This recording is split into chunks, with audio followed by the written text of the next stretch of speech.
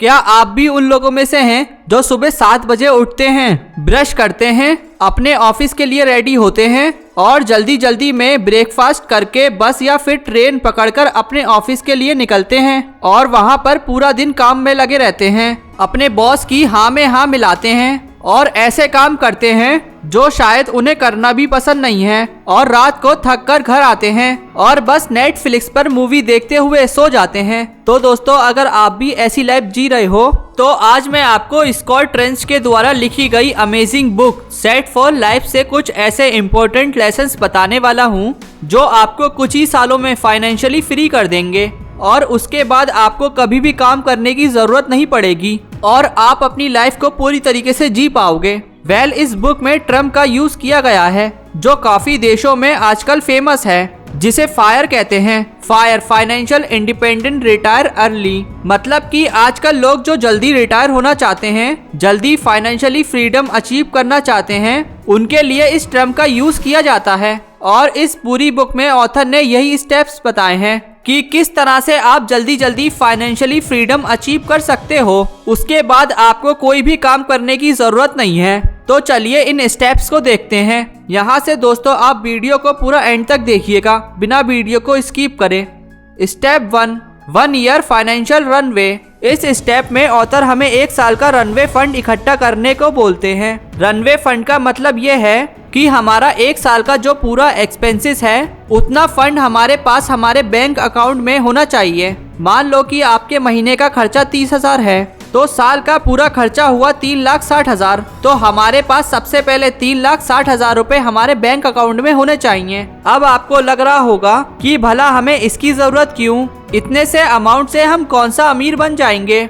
Author ऐसा करने के लिए हमें इसलिए बोलते हैं क्योंकि यह आपके वेल्थ बिल्डिंग प्रोसेस का पहला स्टेप है। ऐसा करने से अचानक से अगर आपके ऊपर कोई इमरजेंसी आ जाती है तो ये रनवे फंड आपकी हेल्प करेगा। इस फंड के होने से आप अपने आप को कुछ हद तक सिक्योर कर पाओगे और ये फंड आपको एक अचीवमेंट वाली फीलिंग देगा कि अगर आप 1 साल के खर्चे जितना पैसा सेव कर लेते हो तो आप आगे और भी ज्यादा पैसे बना सकते हो। पर यहाँ पर हमें ऑथर ये बोलते हैं कि आपको असलियत में पता होना चाहिए कि आपके पास एक्चुअल में कितना फंड है। उसके लिए ऑथर एक एग्जाम्पल देते हुए बताते हैं कि मान लो कि 2 लोग हैं, एक है बंटी और दूसरा है सनी। बंटी के महीने का खर्चा 40,000, उसके कार की EMI 10,000 की और उसके घर की EMI 20,000 की और बंटी के अकाउंट में अभी पैसे हैं 2,80,000। अगर इस टाइम पर बंटी की जॉब चली जाती है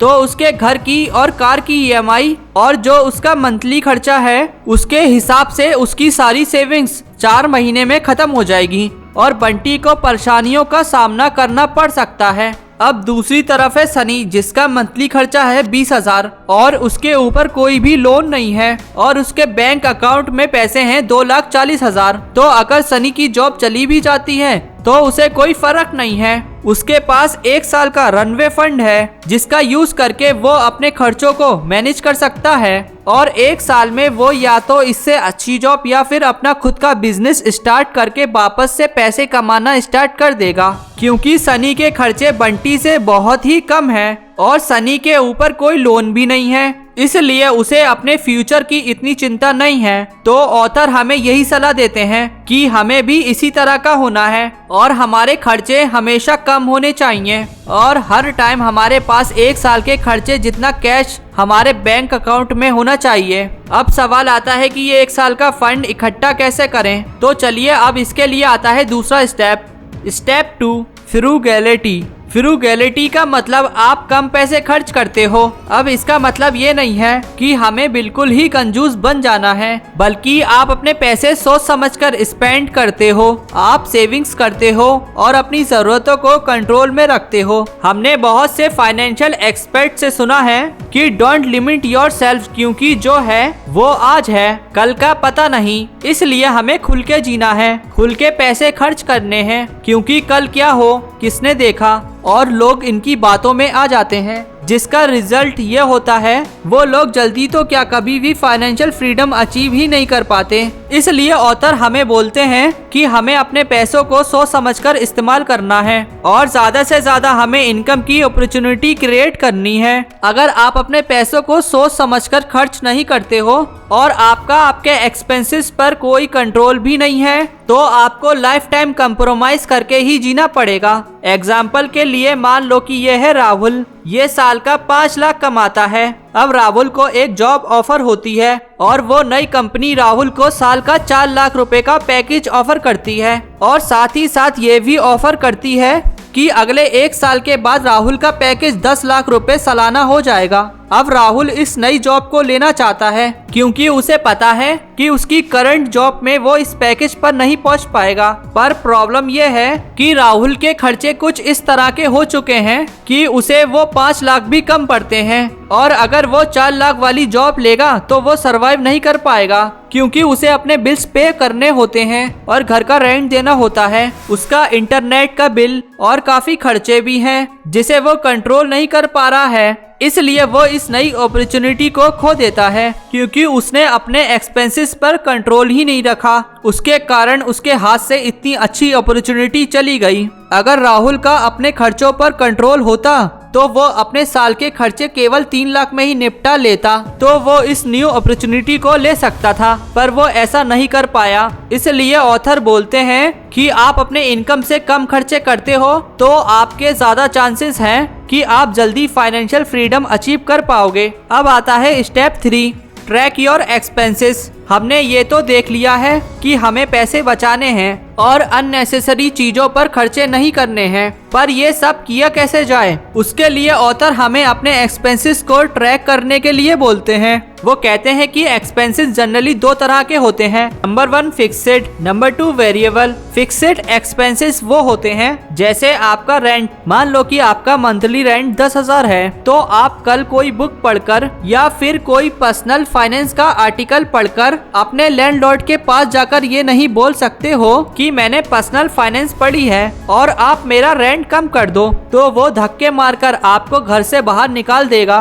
क्योंकि रेंट एक फिक्स्ड एक्सपेंसेस हो सकता है। उसी तरह आपकी कार की EMI, आपके फोन का बिल, आपके इंटरनेट का बिल, ये सब फिक्स्ड एक्सपेंसेस हैं जिनका आप कुछ भी नहीं कर सकते हो। वहीं दूसरी तरफ के जो एक्सपेंसेस होते हैं उन्हें आप चेंज कर सकते हो, जिन्हें वेरिएबल एक्सपेंसेस कहते हैं। जैसे कि अगर आप अपने दिन का लंच रोजाना बाहर करते हो तो उसकी जगह आप अपने घर से सैंडविच बनाकर ले जा सकते हो और बाहर का खाना अवॉइड कर सकते हो, जो आपको कुछ पैसे बचाकर भी देगा। या फिर आप मूवी पर, ट्रैवल पर या एंटरटेनमेंट पर जो भी खर्चा करते हो उसे आप कंट्रोल कर सकते हो, वो आपके हाथ में है। और अगर आप अक्सर अपने दोस्तों के साथ बाहर पार्टी करते हो तो आप उसे कम कर सकते हो क्योंकि ये छोटे छोटे खर्चे बाद में जाकर आपको काफी पैसे सेव करके देंगे। इसलिए इन पर कंट्रोल होना जरूरी है। इवन हो सकता है कि आप अपने ऑफिस के पास रहते हो जहाँ पर आपका रेंट काफी ज्यादा है तो आप उससे थोड़ा दूर नया घर देख सकते हो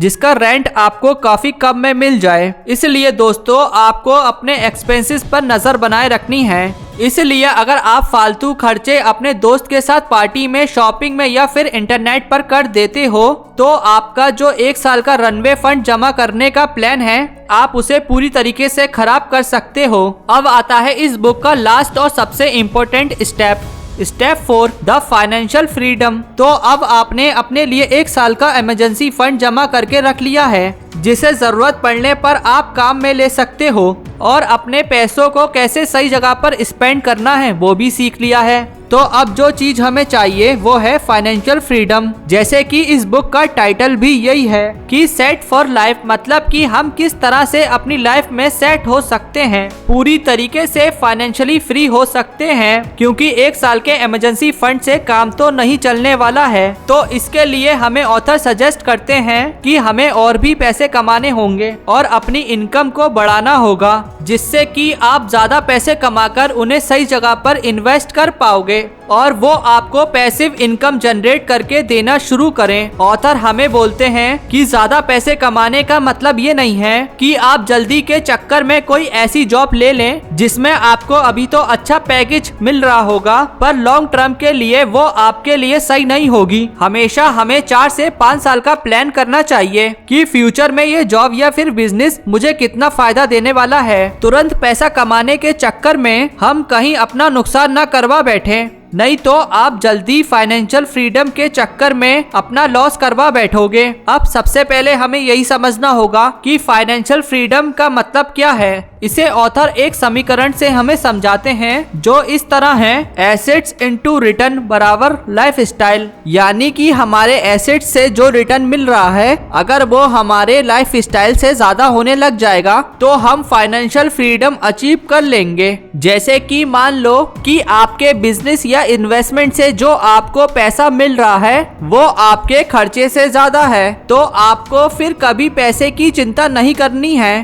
पर अगर आपके लाइफ स्टाइल का खर्चा आपके एसेट्स के रिटर्न से ज्यादा है तो आप कभी भी फाइनेंशियली फ्री नहीं हो पाओगे, क्योंकि आप जितना कमाओगे उससे ज्यादा तो आप स्पेंड ही कर दोगे। और ऑथर बोलते हैं कि लोग फाइनेंस के बेसिक्स पर 4 कैटेगरीज में आते हैं। इससे ऑथर हमें द 4 लेवल्स ऑफ फाइनेंस से समझाने की कोशिश करते हैं। Number 1, cash flow negative. Cash flow negative वाला इंसान या फैमिली वो होती है जिसकी कमाई से ज्यादा उसके खर्चे होते हैं, और जो इस कैटेगरी में आते हैं उनकी नेटवर्थ 0 होती है, क्योंकि उनके पास सेविंग्स के नाम पर कुछ होता ही नहीं है। और लॉन्ग टर्म में ऐसे लोगों को बहुत परेशानी हो सकती है, क्योंकि ऐसे लोग अपनी लाइफ स्टाइल पर इतना खर्चा कर देते हैं कि उन्हें चीजों को खरीदने के लिए बाकी लोगों से उधार लेना पड़ता है, और ऐसे लोगों को फाइनेंशियली फ्री होने के लिए बहुत मेहनत करनी पड़ेगी।